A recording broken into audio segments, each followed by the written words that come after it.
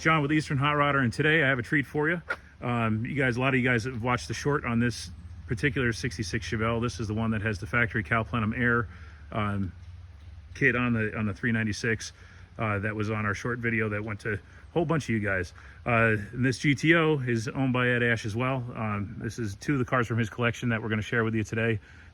We'll do a walk around, I guess, on the Chevelle first, since that was the one that was the star of the short. So it's a 66 Chevelle. Very nicely restored. It's still got the original T3 headlights in it, which Chevy guys go crazy for that because it's correct. The only thing that isn't correct on the car is the wheels, but they are the correct style wheel for this car as far as I'm concerned, because Chevy did not have a great looking stock wheel on it. And that's an easy thing to change. It personalizes the car, gives it a little day two look. But this car is a heavily optioned car, 396, 4-speed. Ed, what horsepower is this one? This 370. Yep, 375 horse.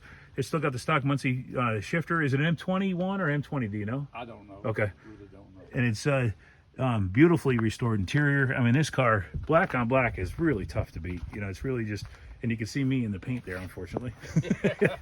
It's just a real nice car. When he was pulling it out of the garage, I wish I filmed it, because even the backup lights and everything still work on it. And it's just super straight car.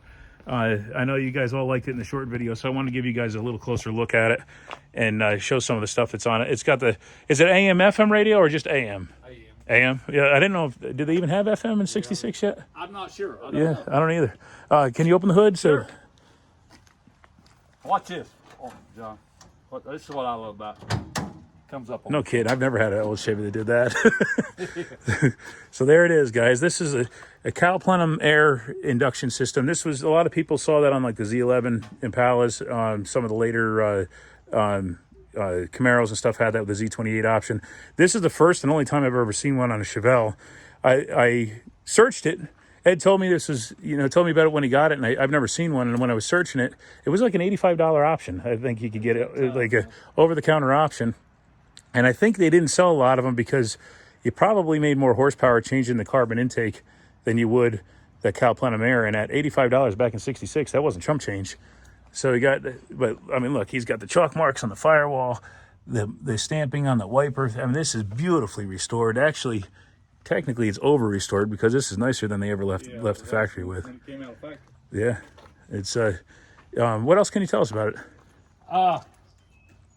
I've had several Chevelles, but I've never had one this nice. It was the best one I've ever had, John, and it's really put together great, and it's a beautiful car. Where did the car come out of?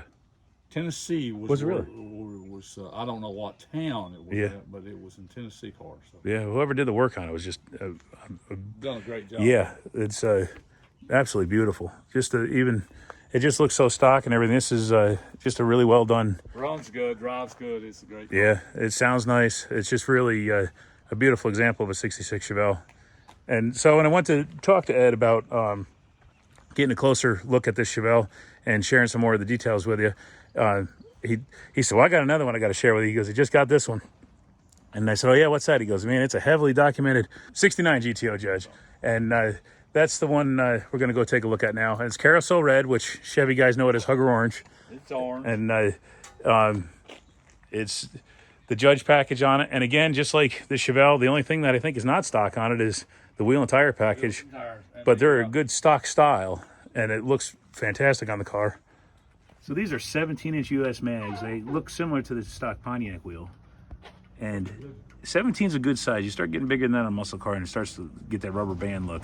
And a big thing on a muscle car is you need sidewall. So these 17s still allow for a good 3.5, 4-inch sidewall, and helps give it that big fat tire look. And these really fit that GTO well.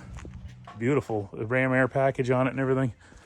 This Judge package is one of those, I guess you could say it was a victim of the silver screen, right? Because it was the laugh in Here Come the Judge. Back in the 60s when they were trying to target teenagers and stuff, they tried to go stuff that was popular. And Laugh-In had the Judge, and man, was that Sammy Davis Jr. that played the Judge, I think, in that? So, yeah, and it was Here Come the Judge. And just like the Chevelle, this one's also a 4-speed. Now, the speedometer is not original. It has a digital dash. Oh, yeah. But I love it. Yeah. Got these stickers also over here. Here's the one sticker. Yeah, let's check that out because that's. I've got a ton of paperwork for this one. $3,800. Look at that, $3,800 when it was brand new. And he showed me the folder full of documentation on this car. So it's look at the destination charge was $72. Ed, what's the destination charge now? It's probably $1,000. About $600-700. Yeah. It's really gone up. Yeah, man. There is the engine. Look at that. Now these are 400s. Yes. Yeah. Yeah, it looks good. Okay, it's got an Edelbrock carb on it and stuff, so it's got a couple speed goodies added to it. Yeah, it's. Yeah, nice and clean, man. This is just as clean as a Chevelle under the hood. It is. But where this one's a really nice restoration where people took a few more liberties compared to the Chevelle. The Chevelle, again, other than the wheels and tires, it's bone stock. But this Judge has a couple other things done to it, but he's still got all the paperwork and stuff to back it up. And this still got the stock style battery, and look at it, the ductwork is all there for the heat riser, and look at that nice seal. That seal looks brand spanking new where it locks up against the ram rear hood there. So they were functional. So it's a disc brake car. So this one probably goes on the road pretty nice, I would imagine. Rides great. Yeah. Yes. Ed, which one do you think is a quicker car? Since you got to drive them both. I would say the Judge is just a little bit quicker. It's got a little more torque. They're very close. Yeah. There's not a whole lot of difference in them. Yeah, they're both like pedestal cars from the 60s muscle car era. You know, this is what people dreamed about. They had battles on the street, battles on the showroom, and battles in kids' dreams on which one you'd want to bring home.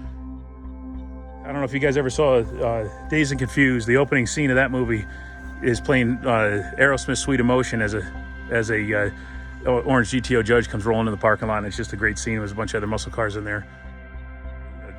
Either one of these cars would be awesome to have, and Ed's lucky enough to have the pair of them. To have these. Yeah. And where did this one come out? This was a Tennessee car? North Carolina. Okay, this is a North Carolina car. Was, Yeah. George Vickers, Brian Vickers' dad, who's actually had the car, but he had it at his shop, which is Brian is a former NASCAR driver. Oh, okay. Yeah. Yeah, it's just a nice car, man. The interior is beautiful on it.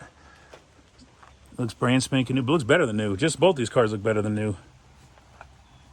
It's and unlike a lot of the cars that my northern subscribers get to contend with, these things were probably never had a speck of rust on them.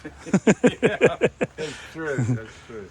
This one's still got the stock single circuit reservoir drum brake setup, no power, with manual drum brakes all around. So going to disc brakes was a big change from the manufacturers. And when disc brakes first hit, it was kind of like exotic stuff. I remember Dad worked at a service station. He knew how to fix them, and the guy that owned the station, he didn't know how to do them, and he was afraid when my dad first did his disc brake job. And then once he found out my dad knew how to do them, he had a sign made up that said, "We do disc brakes," and he started to do a lot of stuff. So they were pretty exotic in '66. Corvettes and some Studebakers and stuff had them. But by 70, if you had a performance car, you'd want to get those disc brakes. And I imagine the Judge probably came factory. That's probably part of the Judge. The Judge package was disc brakes. You probably couldn't get a Judge with drum brakes.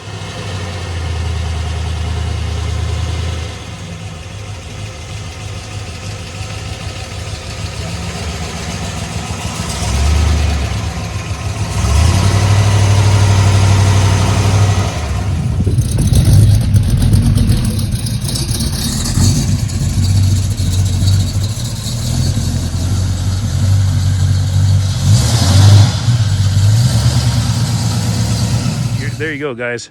A couple heavy hitters from the 60s. You got a 69 GTO Judge and a beautiful 66 Chevelle with an extremely rare COWL PLENUM AIR. And Ed, I appreciate you taking these out in the rain today to show us. We were hoping it was supposed to clear, but no such luck. But getting them wet is one thing, driving them in the wet is another. But there you guys have it. I hope you like it. Hit that subscribe button, and we appreciate you.